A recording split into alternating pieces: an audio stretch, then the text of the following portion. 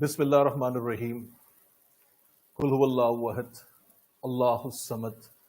Lam yalid. Walam yulad. Walam yakullahu kufuwan ahad. Sadaqallahu azim. On behalf of Corporate Pakistan Group and Nutshell Conferences Group, I'm grateful to all the virtual participants attending our today's first edition of Afghanistan conference. The theme of this conference is Afghanistan, Pakistan, an emerging geopolitical scenario. Corporate Pakistan Group is actually Pakistan's national intelligentsia.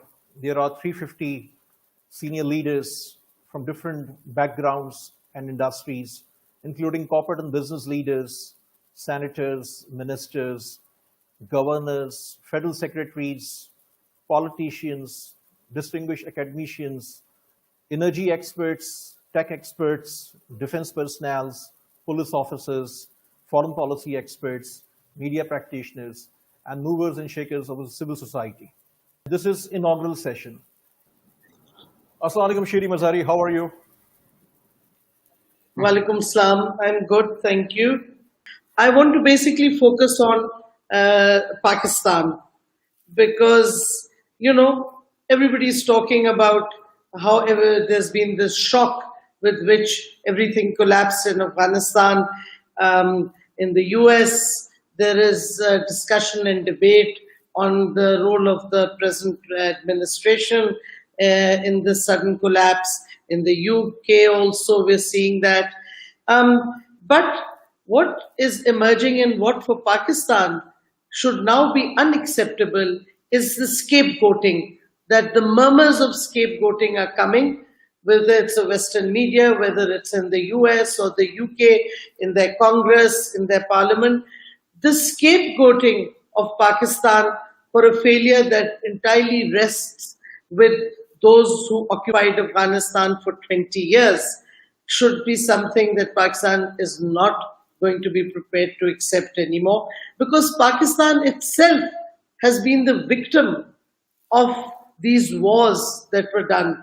First, when the Soviets came into Afghanistan and Pakistan was brought in, and we trained Mujahideen with the help of the CIA, to fight what we were told were foreign invaders.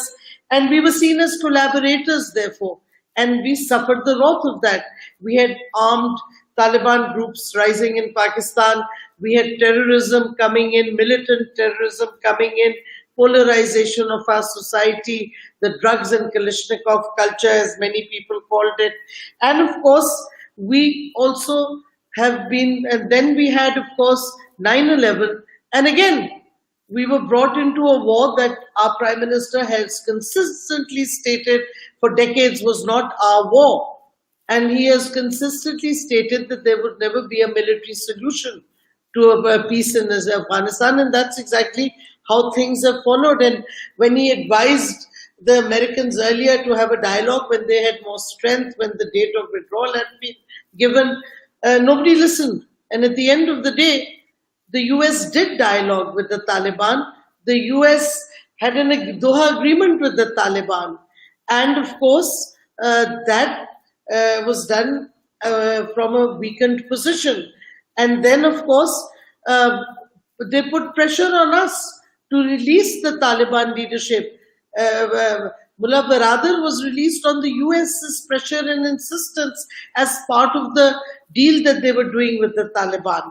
Ghani's flight out of Afghanistan, with or without the cash that people say he took, but the fact that he fled and the ANA collapsed because they were not prepared to fight and give up their lives for what they saw as a corrupt government, the Ghani government, then you knew. If you understand these events of why the ANA collapsed and Ghani's flight, you will understand why the Taliban came in and marched in so quickly, which nobody was anticipating. We want inclusivity. We want the Taliban to be mainstream, to reach out. But if you're going to corner them and hem them in right from the start, then I think that a lot of problems are going to arise. So we need to be very careful on how we handle. And I think Pakistan has made clear that it will work for a consensus with other neighbors, and there is the trilateral meeting plus the 3+1 meeting is about to take place. Our foreign minister, as I speak, is traveling to the Central Asian states. So we believe that there should be a consensus, including on recognition. Our inaugural session keynote speaker is my favorite Senator Sherry Rahman. She is the chairperson for Foreign Affairs Committee, Senate of Pakistan. First of all, let me take the time to an opportunity to thank the Nutshell Group and the corporate group as well. And of course, particularly the dynamic Asfar Ehsan. Firstly, why is everyone so concerned? Well, the very dramatic fall of Kabul, followed on the back of stunning Taliban victories, has actually pivoted the world's attention on now what is being called the most existential event of the 21st century. Why is it being called the most existential event of the century? To rival the pandemic and others is because it brings with it many changes, including those that we see very much that are front and center on our minds is the humanitarian crisis unfolding in Afghanistan, some of which we can see and most of which we cannot actually see. So one of it is that, but of course, our broader structural changes include the return of geopolitics, in my mind, and the re-emergence of great games whose wheels were already turning and have now will come up front and center as we see one great power, once the sole superpower, the United States, retreat in what really looks like a ground zero of American foreign policy intervention. In all of these developments, Pakistan must be watching. It has not rushed to do anything precipitous. We are rightly, obviously, assisting the evacuations and other humanitarian problems, which, of course, we all must do as good neighbors. And we certainly have been good neighbors, and we are often surprised as to why Afghanistan is often angry with us. So we must analyze that also and move forward with full embrace of the policy of Afghan neutrality. Now, having said that, I think we are doing that. I think Pakistan is announcing that repeatedly, that it wants, and it's done that through the last three governments. Repeatedly, the one message that we are seeking an inclusive government. We are neutral in Afghanistan, and we are seeking an autonomous Afghanistan that makes its own decisions. So the cliche Afghan-led and Afghan-owned is really not such a cliche, but it's a powerful message.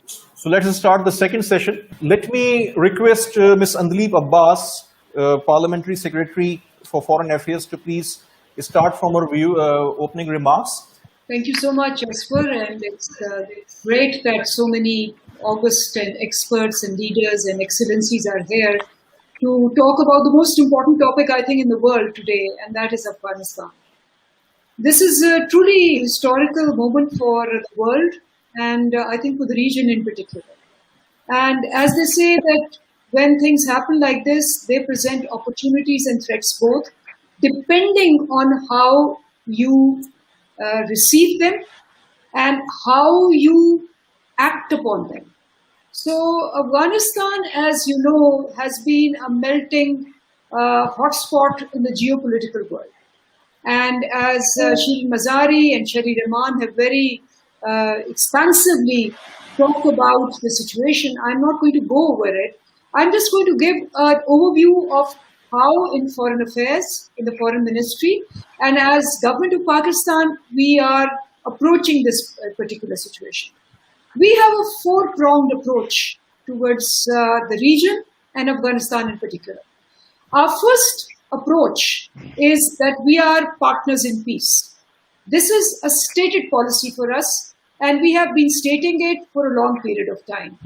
Our Prime Minister has categorically said that this is what our whole focus is in Afghanistan and in the region in particular.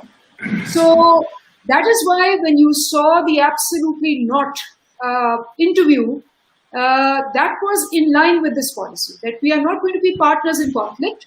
We were, and we suffered the most. And we are not going to repeat the mistakes we made previously. So we are partners in peace, and we are going to do our utmost to promote peace in the region, especially in Afghanistan. Because if Afghanistan is peaceful, Pakistan is peaceful. Pakistan has paid a heavy price of the conflict that has taken place in Afghanistan. So that's the first approach. The second one is that we are going to support an inclusive, sustainable government in Afghanistan, all in an effort to bring everybody to the table and do a dialogue, which has been the Prime Minister Imran Khan's policy. Even 20 years ago, he was the lone voice who said that dialogue, dialogue, and dialogue is the only solution. Military solutions are never sustainable. Number three, we are very conscious about the humanitarian issues that Afghanistan is facing. And our embassy and our government is doing everything in this period, which is uncertain, where people are evacuating, where other embassies are closed now. Our embassies are working day-night to make it possible for people who want to leave the country and to be safe and sound as far as this period of transition is concerned. Let's ask Ansar for his remarks.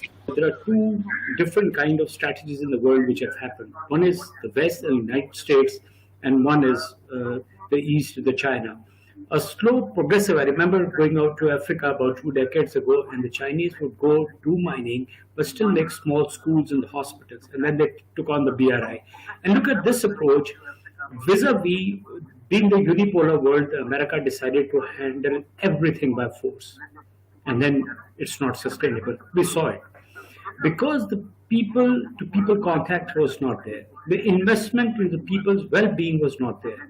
And then you make a military which is not motivated and which does not have that loyalty.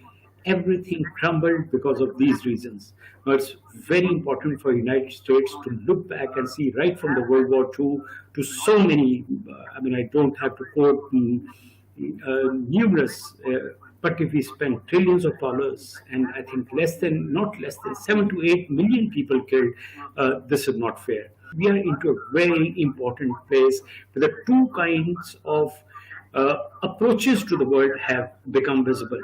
Media management or the perception management will come in. Why should they be talking of girls going to the school or not going to the school? I think Taliban have played their innings pretty good. I think we need to give that credit to them to start with. Just being less than a week. And they made it very clear in an amnesty. Girls participating into the school activity, the women role into the parliament. What else do we expect them to exactly do? So I think we'll have to watch out very carefully. One more small point, that myth of democracy. Democratic system may be the best system, but they're not the only systems in the world. Chinese have a system that's worked fine. Africans have their own system that work fine. So I think it's a golden opportunity for Taliban to show an Islamic ideological system if it can work effectively. I wanted to ask you, Khokhar Saab, just talk us through the particularities and the complexities of recognizing a new government. If the Islamic Emirate is indeed the title and the way forward in Afghanistan, what are the dynamics? How will that work at the UN? Should Pakistan be among the first to recognize it? Should Pakistan wait for others? Should it approach a bloc approach, a regional approach, a global approach? Musharraf, thank you for giving me the floor. The Taliban leaders have just got to Afghanistan, and I think it's patently unfair that the entire world is virtually harassing them. They need time to settle down to form a government. We have known these people, and I think Pakistan has made great contribution in bringing about the Doha talks. And I think here I would like to give credit to this group of Taliban leaders who have shown great diplomatic skill, great political skill, great military skill, and of course a spirit of accommodation. I want to emphasize that they are somewhat different from the previous Taliban leadership. I think this is an important aspect. And so far that they have spoken to the international community, on television networks, etc., they have shown reasonableness, and I think the real test will come when they can match their words with their deeds. So I think it's a bit unfair to put them on the mat from the beginning. On the question of recognition, I think this is a very delicate matter, but clearly Pakistan has got into this sort of framework where we are talking about the broad-based and inclusive government and human rights and rights of women. So these are all good things. But you know, the Taliban will feel under tremendous pressure. Now, the technical aspects of recognition are, is the Taliban government in control of its territory? Is the government functioning is there governance there? Is there the commitments that they have made to the international community about the presence of non-state actors and transnational actors? Will they be able to throw them out or get rid of them? That will take time. Sure, this is not something that they can do in a matter of a week or 10 days. It'll take a lot of time. Anwar, you, of course, you represent Pakistan. You're a senator for Pakistan. So I hate to do the kind of thing where, you know, Andalib gets asked about women and you get asked about Balochistan. But even though I hate to do it, I am going to actually go ahead and ask you, one of the perspectives or issues that's going to be really important is the way in which this generation of Afghan refugees settles. I wanted to give a brief background on how do I view a situation, but I'll directly come to the question you have raised. The influx of the new refugees, let me put it that way, I do not see that happening around Balochistan or Khyber Pakhtunkhwa for that matter. Why I'm saying so? The currently internally displaced people are there within the territorial boundaries of Afghanistan. The Taliban have taken the effective control of all the border points. We have got an effective mechanism of the fencing on the Afghan borders. And lastly, to be honest with you, the new influx of the refugees, the people who want to get out of Afghanistan in this situation, does not seem to be more interested to land in Pakistan. And the prime reason appears to me when I see as a Pashtun and someone who can understand very also, a lot of social media information is coming out also. Most of them want to land in Europe, US or Canada in the Western Hemisphere. And that is one of the reasons that the fortress Europe has to think about. And it's not just the new influx of the refugees. Let's not forget there are 5 million Afghans currently residing, registered, non-registered, in Afghanistan, and over 1 million in Iran, and 500,000 probably in Turkey.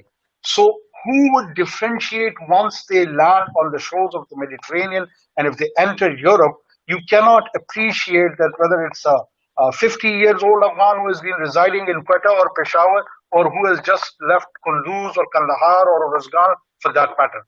So bigger challenge as far as the influx of the refugees is concerned, and there will be a boon of human traffickers. I mean, I've been reading some articles currently on this subject, and people are quite wary, and there are the authorities all over the Europe, particularly because to reach the US is a huge challenge.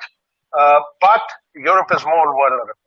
And this is one of the reasons I think Pakistan should engage EU and use Brussels to cajole London, Washington both, that a peaceful settlement of a de facto future Afghan government is not just in the interest of the region, but it has its global implications also. The first question I had, Donal Saab, and I'd shared this earlier. I'm really interested in your view of kind of leading on from what RIAZ KHOKHAR had said, and you might not have heard it, so let me just quickly recap. I had asked him about recognition, and so one of the conditions that we should wait to see if it's fulfilled is whether or not Afghanistan can deny terrorist groups, transnational terrorist groups in particular, the space to operate. We see the attitude of Taliban so far.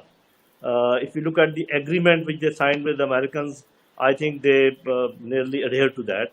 Whereas we know that Americans did violate the timelines. Then whatever they have said, the way they have given amnesty to the people, the way they are allowing women to demonstrate, the way they are trying their best to make an inclusive government, that is one. And also, once I saw them, very good negotiators, very good generalship, I would say, military strategy, good diplomacy while they were talking to Chinese. And so why should I not believe them once they say that? And if they had made a promise only with Pakistan, I could have been a little wary. But now they have made promise with Russia and China, such great powers, and Iran. So why should they make an exception of Pakistan? So in short, I would say that I'm quite hopeful that they will adhere to that. And whereas they may not hand over these people to us, but they will not allow them to operate against us. And the second thing is that RAW and NDS combination was actually making their plans and facilitating them to come across and do all these things, and that facilitation will be no more there.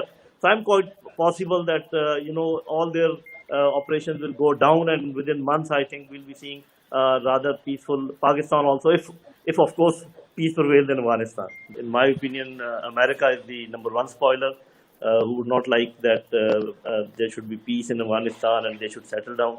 And of course, we know that India is a spoiler.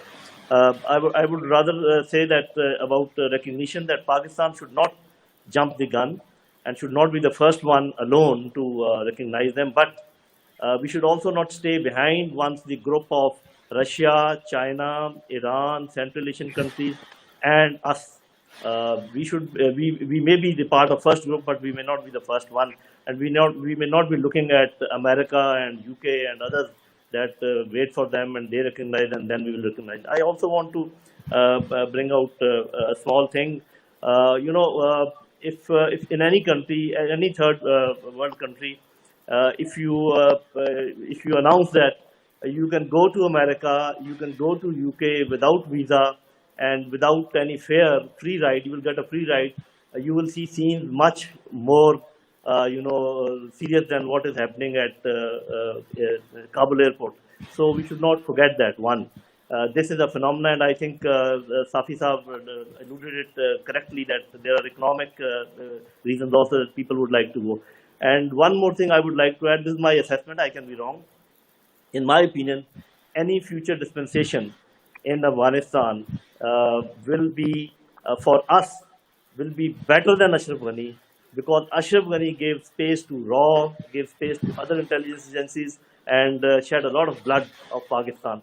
So I'm quite confident that any future dispensation will be much better than Ashraf Ghani. Our next session is on geopolitical backdrop, and here we engage few international experts in addition to our two experts from Pakistan. I want to start with you, William. When I saw that the title of the panel was Geopolitical Implications, my first thought was that it has nothing to do with what's going on today, because in the long term, what will happen in Afghanistan is what will be made by the people of Afghanistan, and the United States will have very little influence over that. Like other countries where the United States has been at war in the past, the United States will lose interest in Afghanistan rather quickly. The Pentagon is already struggling to transition from an era of terrorism to great power competition. and that leaves Afghanistan and much of the Middle East behind. Only in the context of Russia and China are Afghanistan important to the United States. I'm articulating, of course, what the U.S. government sees. And to some degree, I guess I think that though there is a tragedy unfolding in Afghanistan today, the importance of Afghanistan to the United States as a trading partner, even as a geopolitical player, is minor. And the articulation that you get from most people who aren't Afghanistan experts is that, in essence, we need to take care of Afghanistan as a matter of honor, to honor those who served with the United States, and of course to take care of Americans who are stuck in Afghanistan. And then second, that the only danger of the Taliban being in power is that there might be a renewal of Al-Qaeda or other terrorist organizations who have the sanctuary of an Afghanistan without the United States. And I find the first to be sensical, and we should move quickly to evacuate those who want to leave. And then second, I find the terrorism argument to be weak. ISIS and other organizations are emerging in other parts of the Middle East and Africa, and the terrorist threat to the United States is well diminished since 2001. As for the future, I tend to want to shake people who think about and voice Vietnam in their comparisons, that this is another Saigon, that this is another Vietnam, and yes, the images from Afghanistan and the human tragedy in Afghanistan is certainly serious.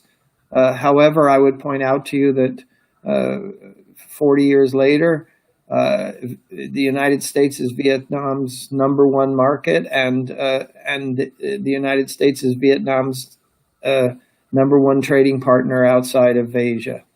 And Vietnam is a vibrant and live society. And I feel to some degree that I'm pessimistic that Afghanistan will be able to join Vietnam in that way. It's a monoculture, and Afghanistan is not a monoculture. How can we best deal with the fallout of that corpus, if you will? Adil Najam. Thanks, Musharraf. My own honest sense is we should not put the two together. I have spent the last 3 or 4 days explaining on Pakistan television that a silly editorial in the in Wall Street Journal does not represent U.S. policy, and silly statements by silly people or exaggerations by individuals in Pakistan should not indicate that. There's no dearth of silly statements, and there's no dearth of exaggeration. There's no dearth of posturing, because also the event is so much. And frankly, the reason I say that is not to minimize it. It is because these statements have very little to do with Afghanistan. They are a reflection not of what's happening in Kabul. They are a reflection of the state, the abysmal state of US-Pakistan relations.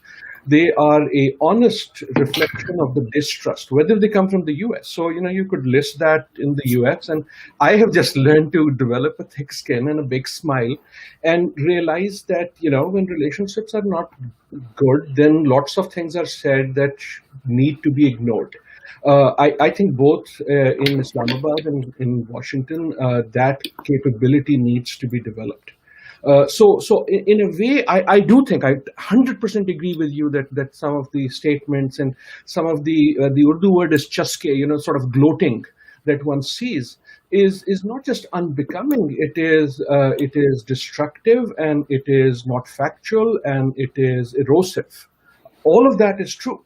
But all of that should also be expected, given that the relationship, and I'm not talking about Afghanistan, I'm talking about US-Pakistan, is in tatters. There is no one, Dan Markey is here, and I have the highest respect for him.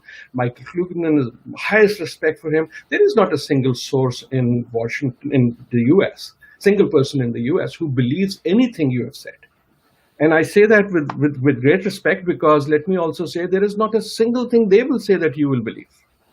That's the status of the relationship. That's the relationship that needs to be rebuilt.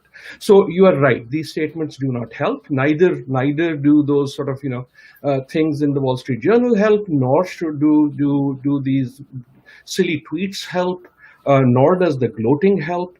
But that is where we are in this relationship, and I would like to see them being used as an indication of why the relationship needs to be mended. I wanted to turn to you, Dan. You've looked at this region in the kind of depth and detail that few people have. Let me just say, I agree that I'm also a bit surprised the quality of the individuals who are now in office and positions of authority within the U.S. government. I mean, these are real professionals.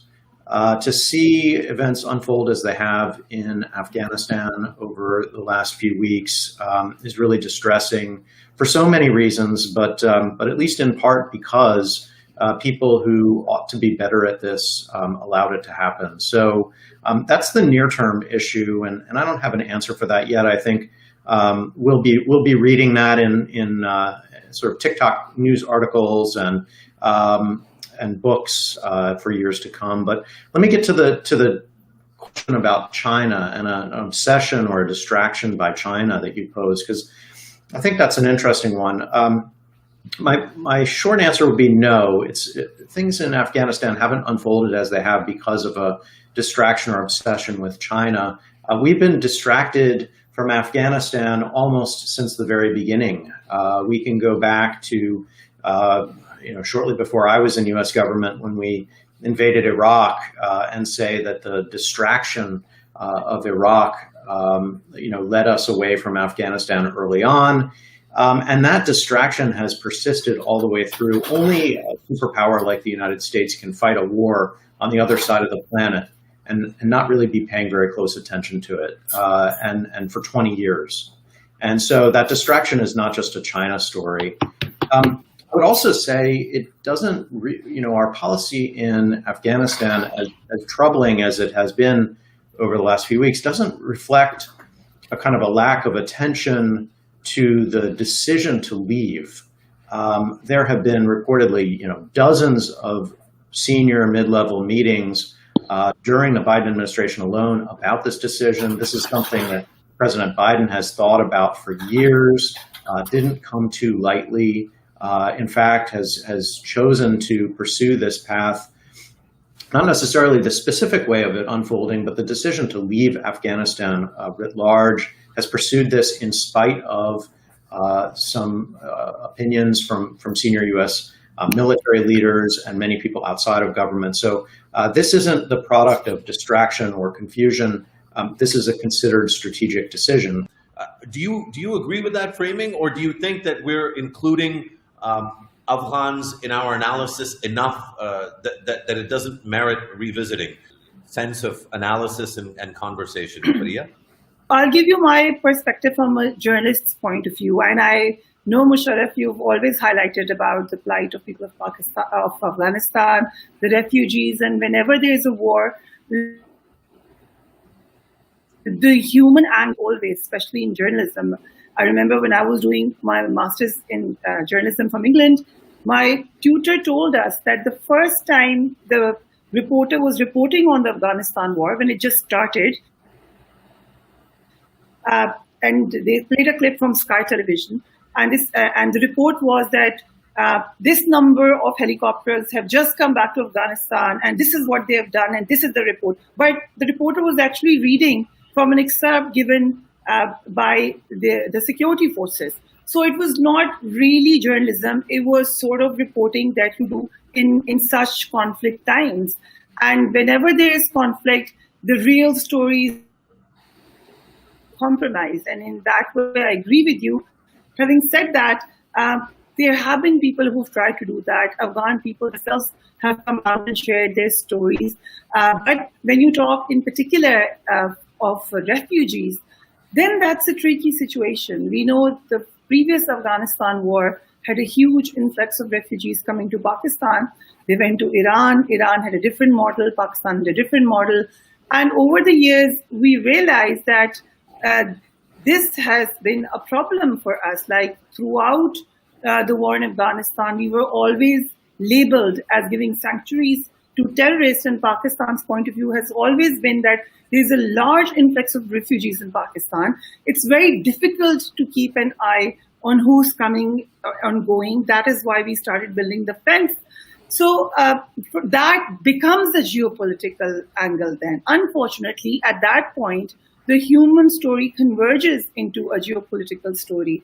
And that, again, is the sad reality of this war. But something has also changed in Afghanistan and Pakistan. And what I see in Afghanistan today, it's a young generation. Most of the population is between the ages of 18 and 35 or 45. And that's how we see Pakistan also. It's a very young generation. So perhaps 20 years down the line, we can now hope for a better people-to-people contact, not just between Pakistan and Afghanistan, but also more stories of Afghanis coming out. And maybe we will finally get to hear what they want. Pakistan's point of view in that way is, again, different and very clear. They say that we want Afghanistan to decide what they want. But again, as a journalist, there are a few things. I know the political narratives are always correct from their angle, but as journalists, you have questions. So for me, the first question remains that we all say that we want all-inclusive government. Pakistan has said that. Taliban have said that. I've spoken to a few people from the previous regime and they have said that. But how is it possible when you, again, look at this in the geopolitical context? It just seems like a very difficult situation or a difficult scenario. Michael, I wanted to bring you into the conversation. Certainly, I think this will be a pretty significant issue moving forward, the Pakistani Taliban threat. You know, we've heard so much in recent days about the galvanizing effects that the U.S. withdrawal and the Taliban takeover before the withdrawal is complete will have on militants in the region. And I think that the effect on the TTP is especially concerning because of its past track record. I think that the Pakistani Taliban was once the most potent and dangerous terror group in the entire region. And of course, as you and your audience would know, it was badly degraded after a Pakistani counterterrorism offensive that began in 2014. But this is a group that has been resurging in recent months, well before the most recent Afghan Taliban gains resulting in their takeover of the country. You've got a new leader within the TTP who's reunited splinter groups. The TTP has indeed been stepping up attacks in Pakistan in recent months. And the U.S. is well aware of the TTP threat, to be sure. It knows what happened between 2007 and 2014. And the U.S. has, of course, worked with Pakistan to target a number of senior TTP leaders. If I'm not mistaken, all previous Pakistani Taliban leaders, supreme leaders, were killed by U.S. drone strikes. Now, certainly, to be sure, the TTP has not been as big of a priority for U.S. interests as the Afghan Taliban has been, for obvious reasons. The U.S. for a long time was fighting the Afghan Taliban in Afghanistan. It was never actively fighting the TTP. And I think this sort of gets to one of the many disconnects in U.S.-Pakistan relations. And now the turn is for the last closing session. Thank you, Aswar. It has been a very informative session and a very warm welcome to you, Mr. Omar Samad. We're very happy to have you here. Obviously, we are talking about an all-inclusive Afghanistan, a new Afghanistan. We're talking about new Taliban also. And you have worked with Abdullah, and he has been, according to the news, involved in this conversation that is going on about the new setup. How do you see, I'll start with this, how will you see Mr. Abdullah's role? On one hand, Dr. Abdullah, ex-President Karzai, Mr. Gulbuddin Hekmatyar, Hamid Gilani, and a few other notable Afghan political personalities stayed in Kabul and are in Kabul. So obviously that made quite a difference in the fact that as the vacuum that was created for a few hours when Ashraf Ghani unexpectedly for the rest of us. We're not sure exactly how much planning went to that on his part, but abandoned Afghanistan and left the country unattended, without any word to the rest of the country and his colleagues, and took a few people with him. Obviously, there was a need initially for some of these individuals who have and continue to be active political players to raise their voice. And so if you remember, in the first few hours of uncertainty and the void that was created, ex-President Karzai, Dr. Abdullah, and Gulbuddin Hekmatyar, I'm sure in consultation with others, announced that they are still in Afghanistan, they are in Kabul, they are in touch with the population. They raised their voice to say that they wanted to play a coordinating role, expecting the Taliban to enter the city. Nobody knew exactly what decision the Taliban were going to take as they were surrounding the city. But eventually they did enter the city, and as soon as they did, the discussions started with these individuals, and their first messages to this group of Afghan politicians basically was to, first of all, reassure them and reassure their constituencies, and also reassure the general population of Kabul and other parts of the country. Thank you, Mr. Omar Samad. In particular, what you said about reevaluation of policies, we see a clear stance from Pakistan that we have reevaluated and we have learned a lot from the past, but we need to see if our regional other players are willing to do the same. This was a very overall good conference, productive conference, very good discussions by our panelists, speakers, and also the moderator. On behalf of Corporate Pakistan Group and Nutshell Conferences Group, I am grateful to all the participants attended today's Afghanistan conference. Purpose and objective I already mentioned was to share different perspectives and understand the current scenario through experts on national security, diplomacy and foreign policy. And also few analysts from media side also participated.